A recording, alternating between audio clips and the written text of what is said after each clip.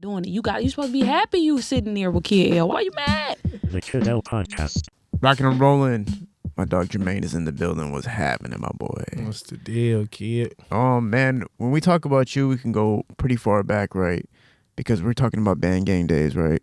First off, a disclaimer is Jizzle was my little cousin, so I'm a lot older, bro. Okay. You feel me? So I came around maybe like 2018. I'm the singer. I'm not a rapper. Yep. Yeah, so that was their whole movement. They had the movement from 2013 to, I would like to say, up until now. You know what I'm saying? But I was more so a background writer. I never rapped. I was always a singer. I didn't start writing music until he came out the feds. You know what I'm saying? That's when I came with License.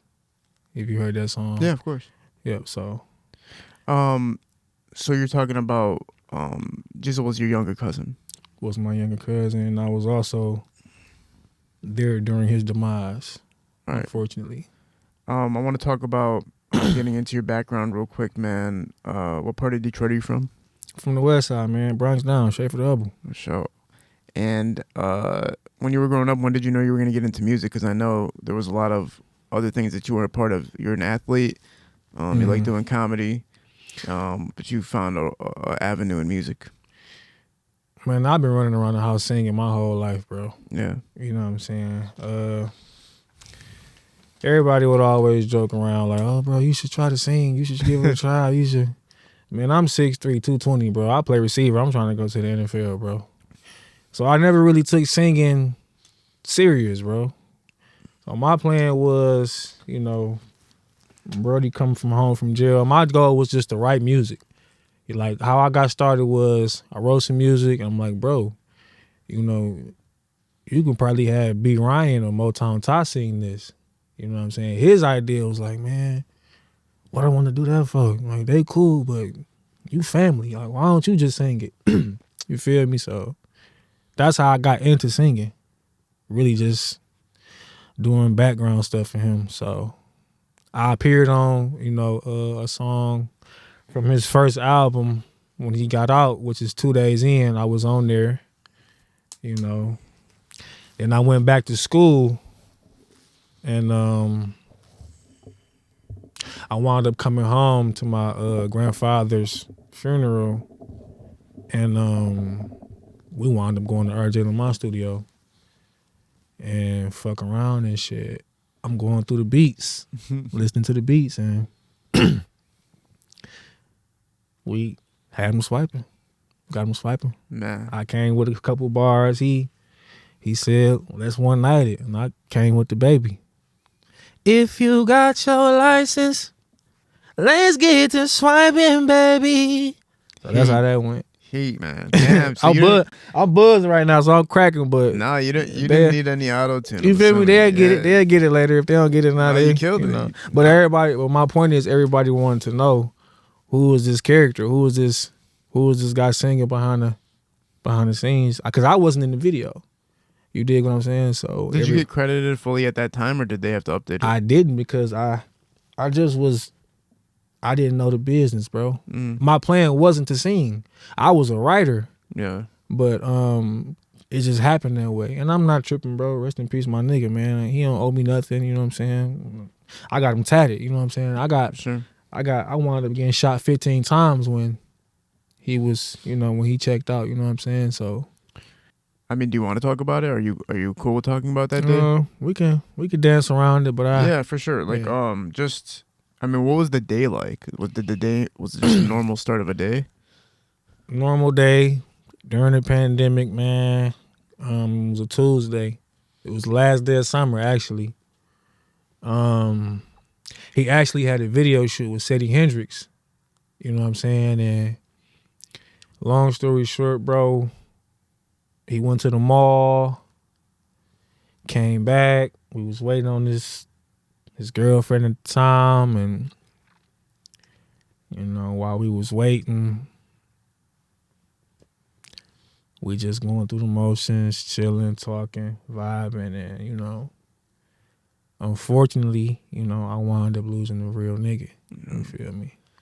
And not only that, but I almost checked. You feel me? I mean, yeah, when you're talking about getting hit 15 times, that's insanity, man. Like, what parts of your body got hit? So I was sitting in my car, you dig, and he was sitting in the passenger seat, and it went down, and I wound up surviving because my seat was slightly pushed back. I'm 6'3", so I need to sit with my seat back. Wow. His seat was at a right angle. My seat was at a 45-degree angle, so I had more leeway to, jump in the back seat. But as I'm jumping in the back seat, brother, I was shot maybe like 3 times in the stomach with an assault rifle, and another 2 times in the shoulder. You know what I'm saying? And everything else was just murder music. You know what I'm saying? Did the doctors give you like hope while you were getting work done on you? Did you feel like you were gonna get through? At the time, bro, I was always a healthy, strong kid, bro. Like, I didn't pop pills. No offense to people who do, because that's your thing. But point being is I was healthy. Yeah. So my body was able to, if need be, withstand things of that nature, bro. You gotta think I was shot with something that put down a bear, a grizzly bear at that. You feel me? So, but at the moment, when it's over with, I'm like, damn, I'm shot, and not only am I shot, I'm shot the fuck. We can cuss, right? Yeah, of course. Yeah. I'm shot the fuck up, basically. Yeah. But I just kept coaching myself, like, all right, this happened. I just told myself immediately, like, you got a mama, you got a sister, you got sisters, you got a family that love you, bro. So, and I didn't panic. You dig? I wasn't running. I didn't pass out. I'm sitting. So it's like I'm already in a calm, cool, collected aura. You know what I'm saying? So, but it was just a fight. You know what I'm saying? Did I think I was gonna make it? I didn't know. But I survived for a significantly long time. I was alive for 15 minutes after that. Wow. You know what I'm saying? I got to the hospital, and I had to ask these motherfuckers for fucking oxygen. Motherfucker, I've been shot with a AK. What the fuck am I asking you for oxygen for? You know what I'm saying? I had to ask them for oxygen, but that's another story, whatever. So I get to Sinai. Shout out to Sinai. Yeah, I get there, man. I'm probably walking like 4 or 5 days later, but I got shot all in the foot. Goddamn. And I had to go through a CAT scan. They said, man, your foot broke, so we don't need you walking. I probably was in the boot for about 6 months. Yeah. But when I was walking, I wasn't walking, I was really like on some zombie shit. Like, if you ever played Call of Duty on the first level, you see the zombies walking. That's how I really was. Yeah. You know what I'm saying? So that's tragic. When you guys were in the car together, did you have senses that something was off, or was it just so out of nowhere that like you couldn't even predict that somebody was coming after you? You couldn't. Not even in your wildest dreams, because he just wasn't that type of guy. He just wasn't. If you listen to his music, it was all boss talk. He was kind of like a payroll junior, if you will. Yes. You know what I'm saying? It was S classes. It was, you know what I'm saying, yachts, yacht masters, and cathedral ceilings, and off-white this, Louis Valentino. It wasn't, you know what I'm saying, even in the heat of everything, it wasn't, you will never know. You know what I'm saying? From how he conveyed his message. You know what I'm saying? Yeah. His message was get to the money by all means, despite what was going on. When people are in a situation like that where you're trapped in a car, basically, right? You can't really maneuver. There's not too much you can do. Right.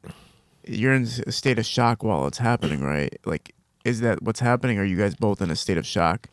Can you not even figure out how do I get out of this because it's so out of nowhere? I'm gonna say this, bro. You'd be surprised what you can do when your life is at stake. Yeah. You'd be surprised. If a motherfucker pulled a motherfucking bazooka out on you. You ever seen, I always use it as a reference point. You ever seen Scooby-Doo? Of course. When Shaggy and Scooby will run, but their clothes would be still standing there? You can do that in real life. Let's get real. You don't know what the hell you're doing as an artist. You have all the talent, a little clout, but no motion. That's because you don't know what the hell you're doing. I know it's harsh, but it's true. That's why we developed the Artist X strategy. It includes one-on-one sessions with hip-hop and entertainment moguls that will walk you through this hurricane we call the entertainment industry. You can receive coaching, music and social media analysis, and networking opportunities. Message kid.l.video on Instagram to learn more. Guys, stop traveling in the wrong direction. With an in-depth analysis, one turn can literally turn your career around. You can do that. If somebody pull a gun out on you, bro, and you know what I'm saying? But I'm saying that's the mindset you gotta have. Yeah. Because if I just sat there, I would have got my shit pushed back. If I would have just sat there and thought and begged and pleaded and cried and it's survival. Well, you didn't talk to the person though. That it wasn't no talking. It was just boom right away. At this point, it's time to die. Did you guys get to talk? I know this is tough. I don't want to just like pry into it, but did you guys get to talk? Like, did he get to say anything to you, or was he just out of commission because of the circumstance? Like, did he get to say any words to you? Did you guys communicate at all?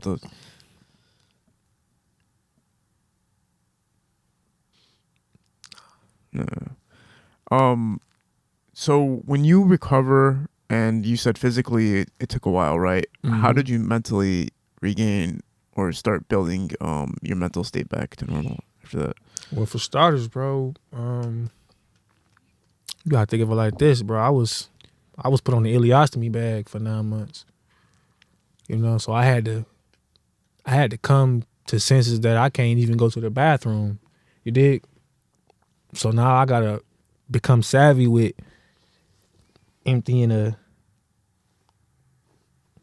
bag. Yeah. You know what I'm saying? Did they tell you in the hospital that Jizzle was gone, or did you know just when you were there? My mom and girl I was with at the time, they tried to,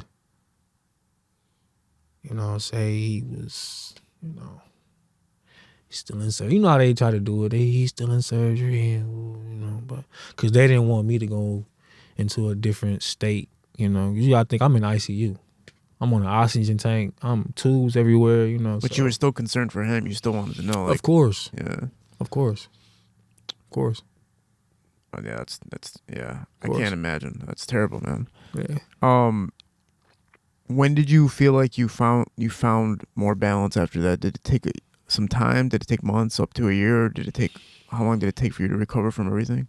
It was crazy because, like I said, I was on the bag for 9 months. And I'm thinking they just gonna stuff my ileum back in my stomach and sew me back up. No, that's not the case. I had to go through 3 open stomach surgeries. Okay. So when I got the bag off, they had to cut. I had already healed up. So it was either live with a bag or go through everything one more time. So I got the bag off. They had to cut me wide open again.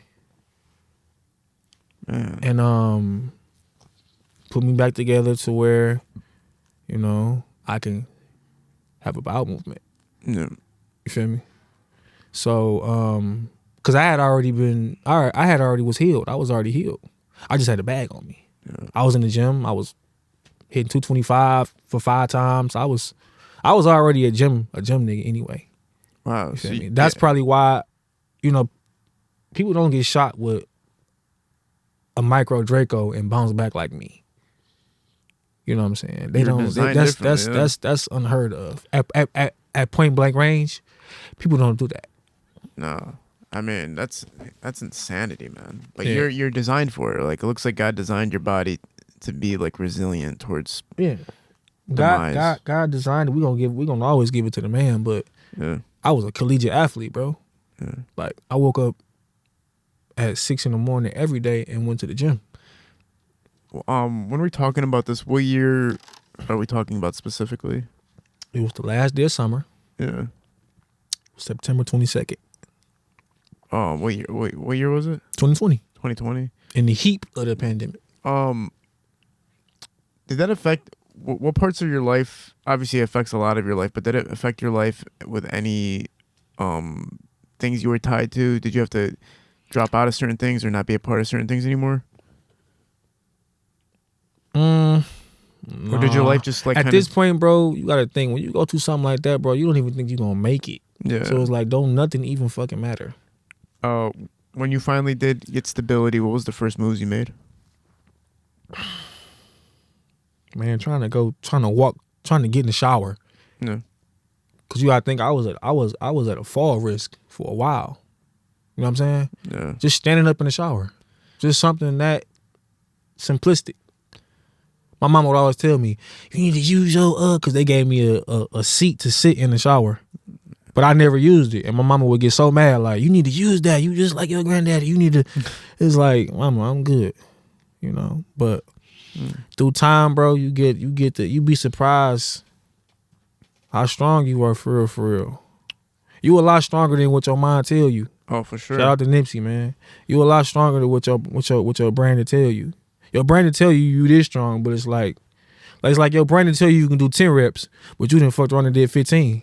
Yeah. You feel me? I was watching Arnold Schwarzenegger talk about working out, and he was saying, like, basically the moment you feel like you're tapping out, you still need to go one more to really rip your muscles. Yeah, and you can. Yeah, you can. You can, yeah. Once you tell yourself something, it's like you lose half the battle right there. When with school and how far you were getting in athletics, what stopped you from going to the professional level? Well, first of all, bro, I went to Detroit Mumford, class of 010. Shout out to everybody. You know what I'm saying? Y'all know what it is, man, 010.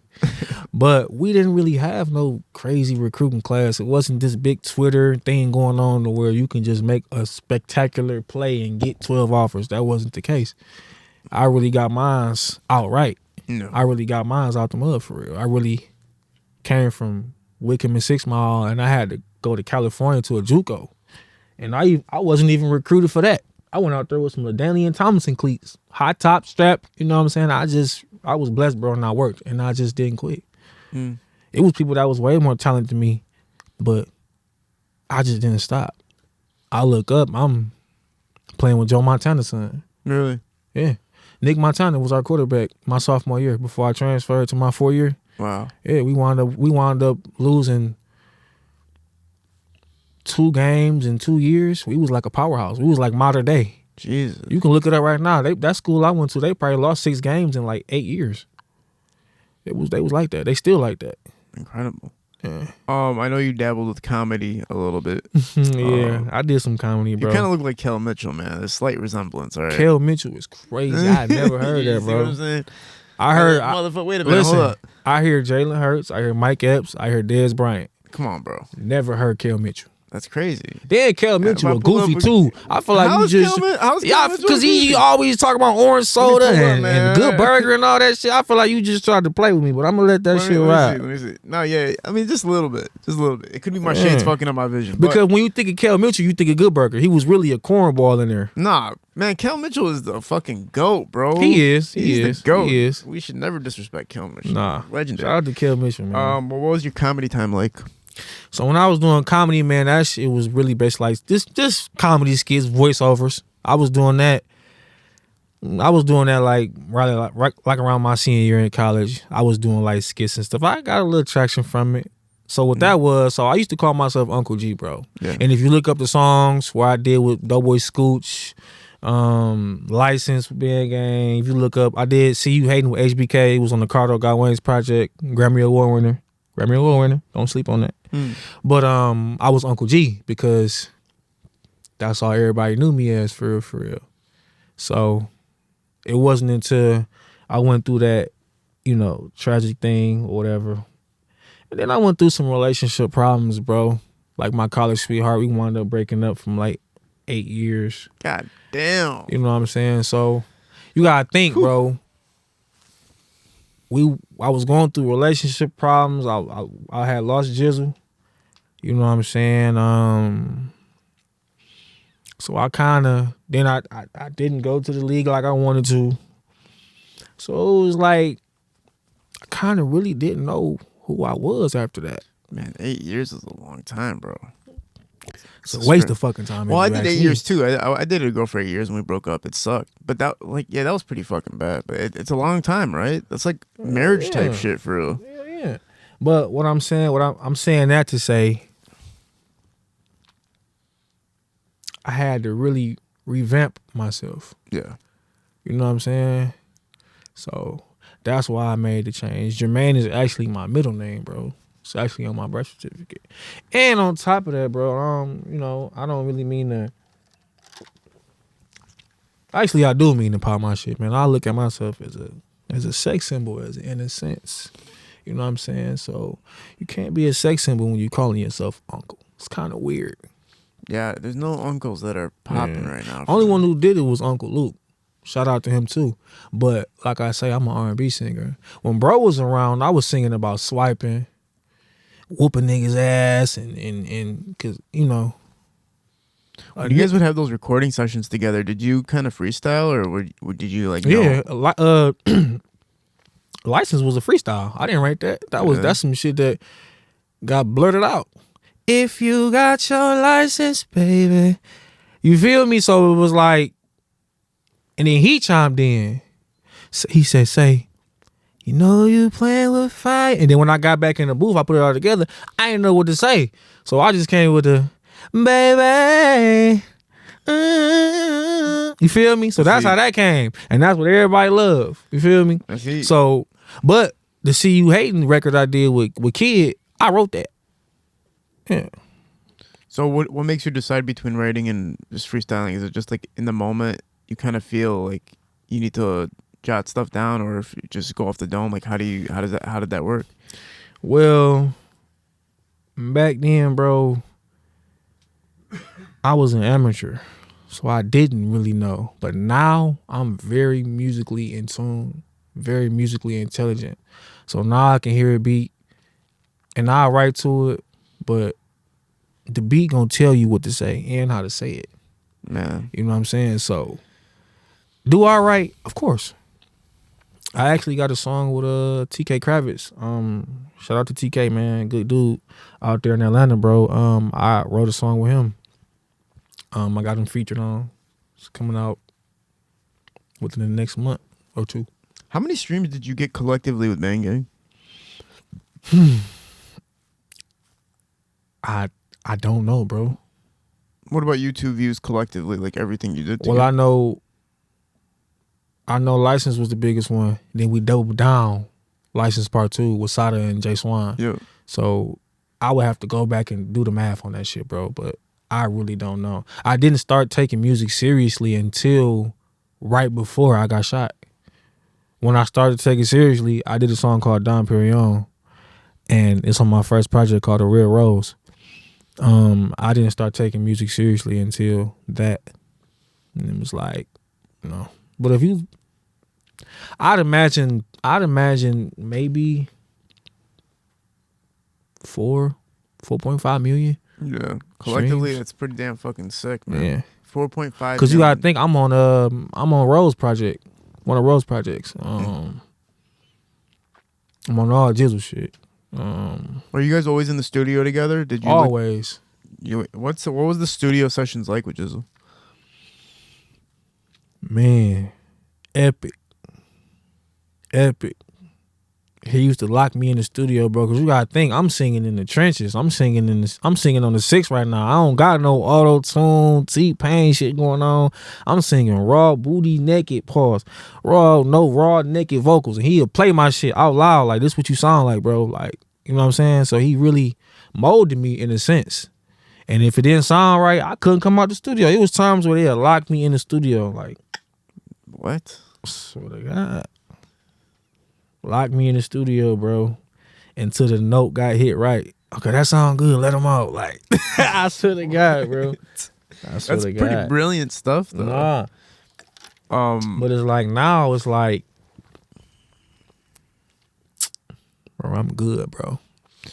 I'm damn good just because of those little things. What's been the mindset for you re-emerging and, really taking music serious now that you understand the business? Cause I know I can do it now, bro. Yeah. It's not just something I'm doing for shits and giggles no more. It's not just something I'm doing for attention. I know. You gotta think, bro, like how would you feel if you played your first game in the NBA and you averaged 40, you put up 40. You like, damn, I really can do this shit. Like, yeah. The second song I did ever in my life was Licensed, and that shit at 4 million views. Why wouldn't I believe I can make some shit shake? You got girls saying they booty hole brown and got millions. Shout out to Baby, but it's like, I know I can get something out of this. Yeah, that was the worst time in music ever for sure. You You're know way what more I'm saying? talented than any of that shit. That's for sure. No, I know, but what I'm saying is they out here playing, getting M's. Man. Imagine if I put my mind to it. Yeah, bro. I mean, You know what I I'm feel like saying? you're designed for success. Especially all the everything you've been through. It's like how you were able to persevere and still stand strong. It's like you're designed for this shit. So And they know it, bro. Like they know what they hear, bro. Like I was in a hospital bed and R-Star JR hit me up, bro. He like, bro, let's get one in. I just couldn't work at the time because I'm getting myself together. As soon as I get out the motherfucker, he go through what he went through. yeah, unfortunately, You know what I'm went through saying? something, yeah. So it was like, it's just timing, bro. It's timing. I mean, your voice is great, man. I mean, hearing it right here raw, it's like, bro, this shit's fucking sounds phenomenal. And people will never know for real because it's like, I'm big as hell. It's like, bro, you singing? I thought you was the security. You and this bitch singing like a vant. But what's the what's the song with Rose? Can I look it up real quick? It was. I'm not gonna lie. It was some shit that was damn near recycled. He probably threw my vocals on or whatever. But Okay. But my brother right there, Burns Garelli, he really the one for real. We got a project called Virgo. We dropped it last August. My birthday, August 31st. His is September the 8th. He got songs with V's, Face, Glock Boy, TJ. Y'all watch the fuck out, man. That nigga coming. He the kid that did for real. For real, I'm telling you. But we got a project out, man, called Virgo, man. It's 8 songs. You know what I'm saying? We still pushing it, but they'll get the message later, man. It just takes time, right? Like, Yeah. And all the obstacles made it a delayed process, but that doesn't mean it's not gonna happen, You just got to keep applying pressure, bro. You got to stay eager. You got to stay hungry, bro. The moment you stop getting hungry, you ain't gonna get fit. Yeah. This year, have you been able to? You said you have a collaboration coming on the way, right? Yeah, I got a feature from TK Kravitz. Yes. Mm-hmm. How did that come together?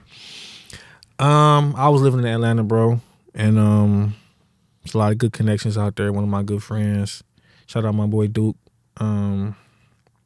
He plugged me with him, and I got a Caribbean song. I've been writing Caribbean music. You know what I'm saying? You might hear me speak Spanish here and there. You know what I'm saying? But I put him on the song or whatever. Yeah.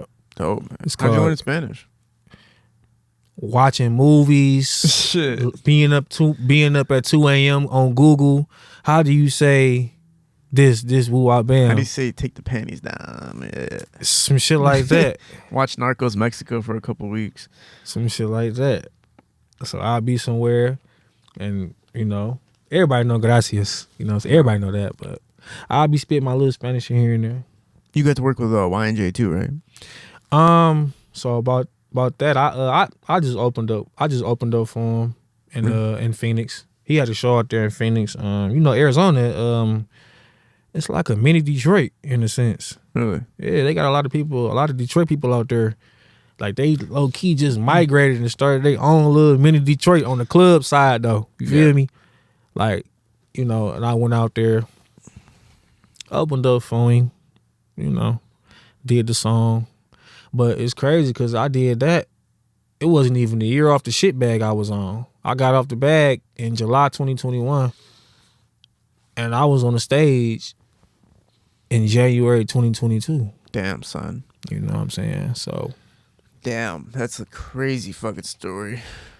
Like, you were able to fucking really just overcome it. Most people would have just been like, fuck it, bro, I'm done. Like, nah, hell no. Wrap. I can't, bro. This is what it is. Ain't no plan B. This what it's gonna be. It's always gonna be a plan B because I got a bachelor's in exercise science kinesiology. Really? A minor in marriage counseling. So it's always gonna be a plan B if need be. So talk about like I was talking to my friend about calorie deficit the other day, and they weren't listening to me. Calorie deficit is the only way you can really lose weight, right? Man, I never had to lose weight, bro. I never counted my calories, bro. Damn. I never counted my calories. So let's just say you had to. If I had to, I don't know, bro. I don't go by that shit, bro. Really? I mean, when I go to the gym, bro, I live like a man, bro, and I eat what I want to eat, even before then or now. But when people play that calorie game, it does work for them, though. It does work for them, but like, you know, I'll be more so on some Dr. Sebi shit. If I was a big person, I fast. I starve my body. You know what I'm saying? No cap. For how long? Let's say you were 160 and you were trying to get to 140. I was 160. Really? When I was 235 when I was almost 240 when I got shot. Oh my God. I was almost 240. But like muscle or fat? Man, I was cut like an eighth. Oh my. I was cut like an eighth with it though. But when I got shot, you know what I'm saying, you know, them 7.62s knock pounds off you, if you catch my drift. But I came home, I was like 160, you know what I'm saying? But you gotta think I couldn't eat. Cause you know what I'm saying?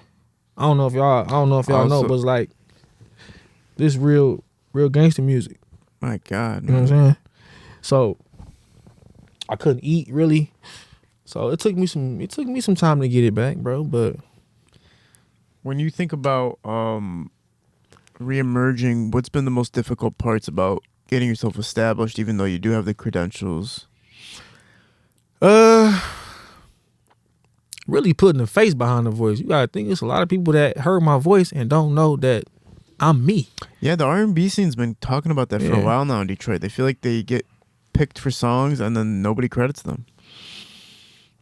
And obviously, I'm not going back to what with any of that situation. But when you have a song with 4 million and nobody knows you're on it, you know, I'm sure it was.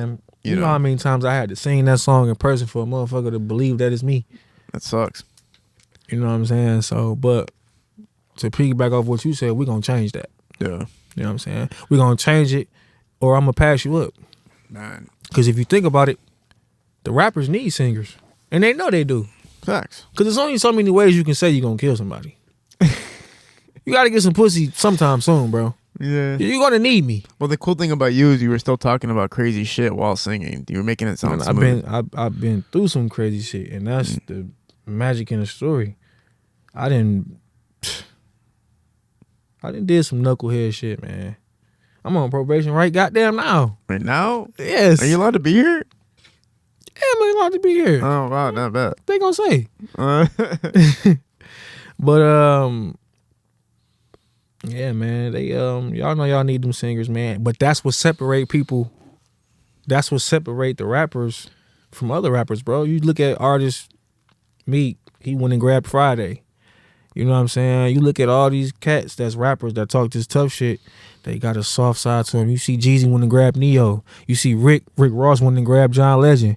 You gotta have balance, bro. You can't just blow niggas' heads off all that goddamn day long. It's like, damn, when do he chill? When do he fuck with hoes? When do he, you know what I'm saying? You gotta have that side to you, bro. Yeah, I was thinking about that the other day. Like, I was listening to this one rapper. I was like, this song's sweet. And then I realized the next 30 of his songs were the same thing. And I was like, damn, this is kind of too much, bro. Like, where's the breakup part? Where's the palate cleanser? Like, let's chill out for a quick second. Yeah, like I say, I'm on Scooch. I'm on Doughboy Scooch tape, Bronx Tales.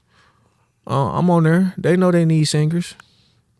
Doughboy, hell yeah. I mean, I know like, Clay inspired you, right? Or Clay kind of motivated you to get into singing. When I did the record with when I did See You Hating with Kid, man. Kid know he my boy, man. But I had to sing that shit in front of all of them.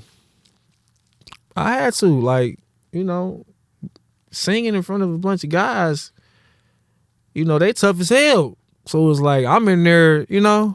But he got me together, bro. He showed me the ropes and shit. He was calling me, checking on me when I was going through my little shit. So shout out to bro. He a real big homie, man. He definitely had his hand in the inspiration there. Shout out to him though, for sure. When you're working with Kid, what was the experience like? Did you guys get in the booth together? Yes, we actually got some unreleased shit. Really? Yes. We was recording during the pandemic with Smurf.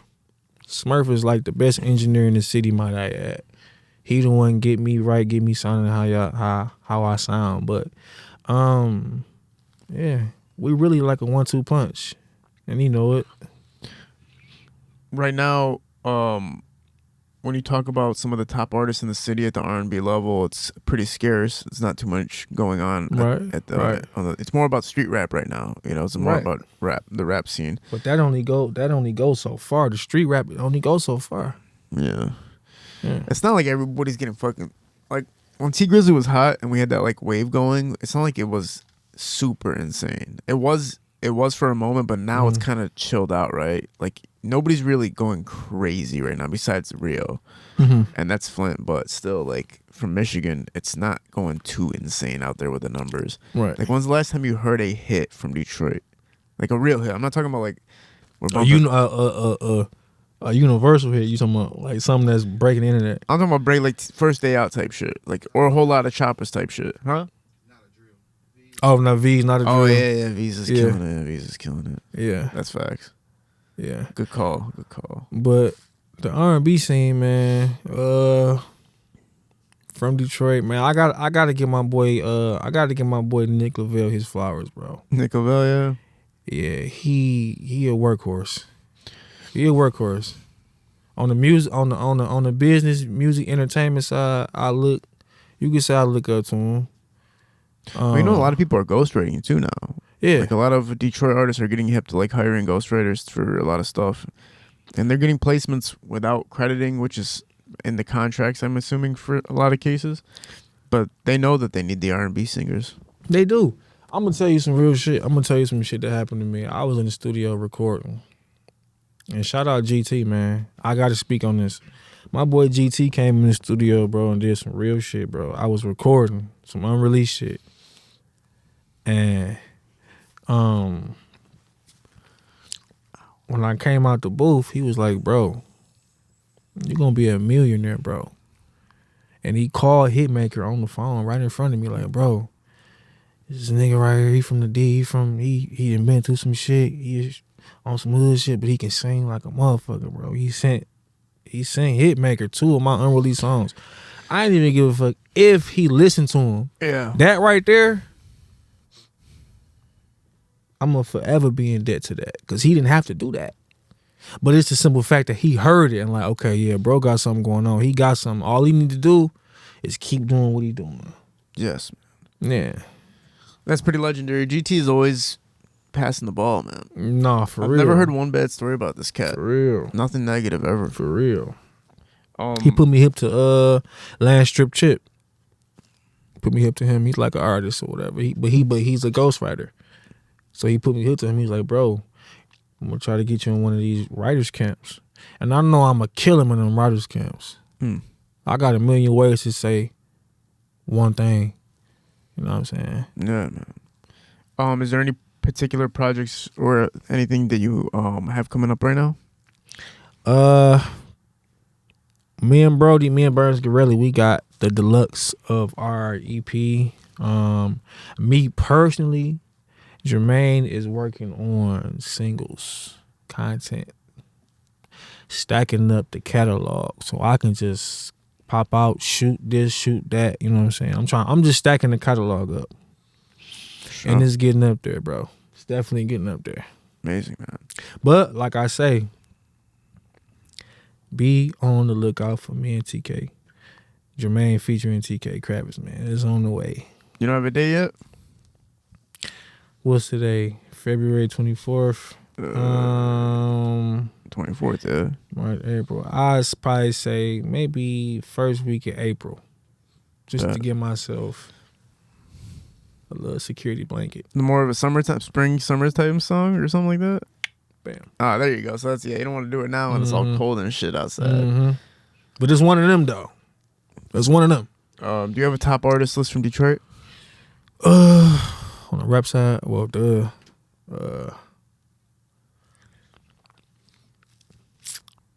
top five. Shit, yeah, we'll do 5. Face. V's. Peasy.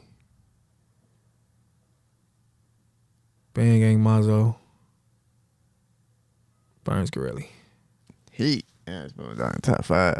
Yeah. I would put P in there, Jizzle P, but they know what they know what it is, bro. This shit blood in, blood out, man. When you talk about your connection with them, man, obviously family related and everything, but some of those guys are just friends, right? That were part of BandGang. Not everybody was cousins, right? Realistically, bro. So what he did before he left, bro, you got the family, and then he had an extension called Family Ties. So who that was me, R&B female singer Lana, my little brother Big 3 when he rapped. You had G Baby. They had a group called 1600. But he was like on his managing side, you know what I'm saying? But his bandmates he came up with.